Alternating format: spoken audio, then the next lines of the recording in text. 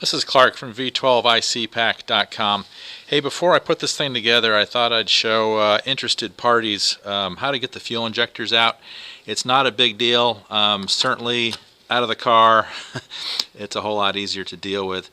Once the fuel rail is off, whether it's in the car or not, you can simply pull these guys out. Sometimes they're pretty tight from the O-ring down below, but I can't get that one out. It turns easily enough. If you're going to use a pair of channel locks, don't grab by the connector body. Grab the fuel injector body, and don't squeeze too hard. You just need to squeeze hard enough to hang on to the thing. Twist, pull, and it's going to come out. Okay. In my case, I actually lost one of my O-rings, so the brown ones are actually replacement parts. And it's a fairly standard fuel injector, and my little O'Reilly's where I live actually had the O-rings that I needed, so that was a good thing for me.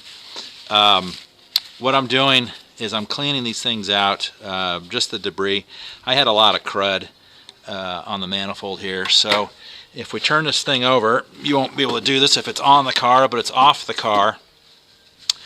The ports in here, this is not carbon per se.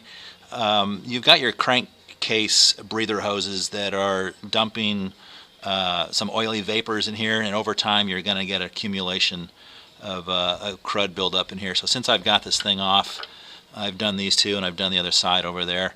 I'm just cleaning these up, and all I'm doing is using seafoam. I'm getting a towel wet.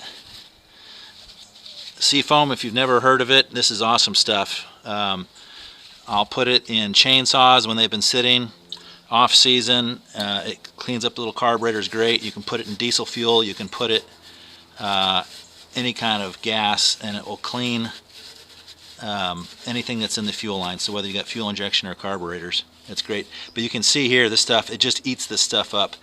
And one of the reasons I like the seafoam is because it is a fuel additive.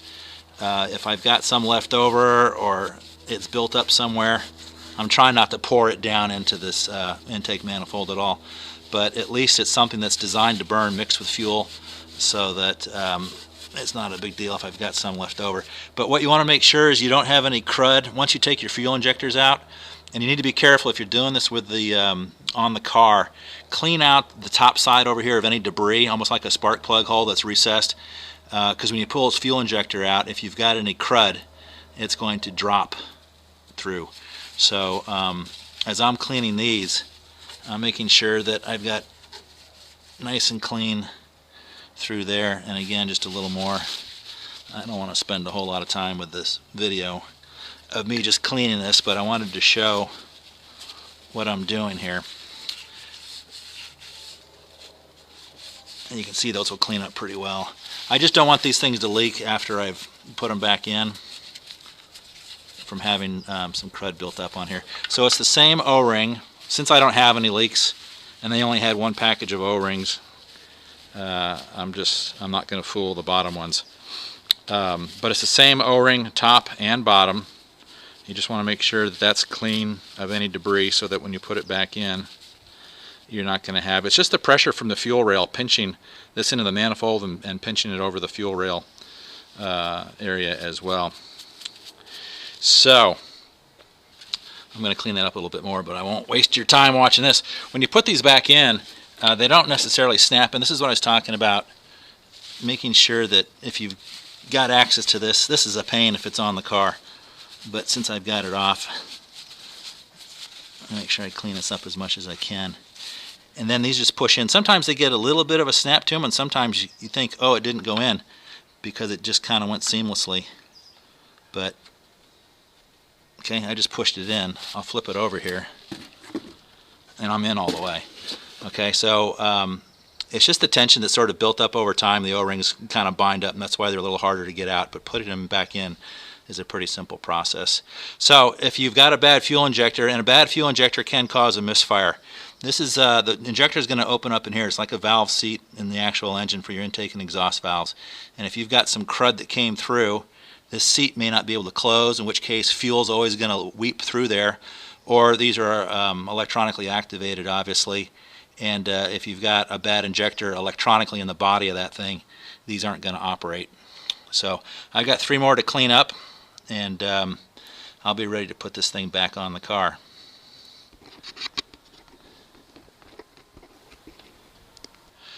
I just pulled this injector out, and look what's underneath there. As soon as I pull this thing out, I got leaves, and I got some other stuff that was right here that I couldn't see. This is one of the issues you're going to have pulling your injector out when it's on the car. So compressed air, something, make sure you clean these out real well before you try to pull the injector out of there. The other thing I was going to show here, I've had some that are pretty greasy and some that aren't too bad, but Q-tip with some rubbing alcohol, and get in here and clean out where the plug is going to go in on these guys. Like I said, some were pretty oily. And then if you've got some compressed air, dry it out. And then WD-40 is, it actually etches away any oxidation that could be on these pins. And sometimes I've been able to clear up people's misfires by just having them treat their connectors with WD-40. So a little bit of WD-40, and that way if you've got corrosion built up on these pins, and I'm going to do the same thing on the female connectors that are part of the wiring harness. I'm just going to get a little WD-40 in there to make sure when this goes back together I've got great connectivity. I haven't had an issue, but since I'm here, it's just preventative stuff and just clean things up as I go. Alrighty. Okay, I had a unforeseen issue. I thought I was being clever by putting the fuel rail on the intake manifold while it was off the car. I had it bolted down, injectors in the manifold. I put one side on first, rocked it down, did the other side. The issue I had, these are the clips that I had shown earlier, and what they do when they lock in here, they're going to guide into this little groove as such and then lock in.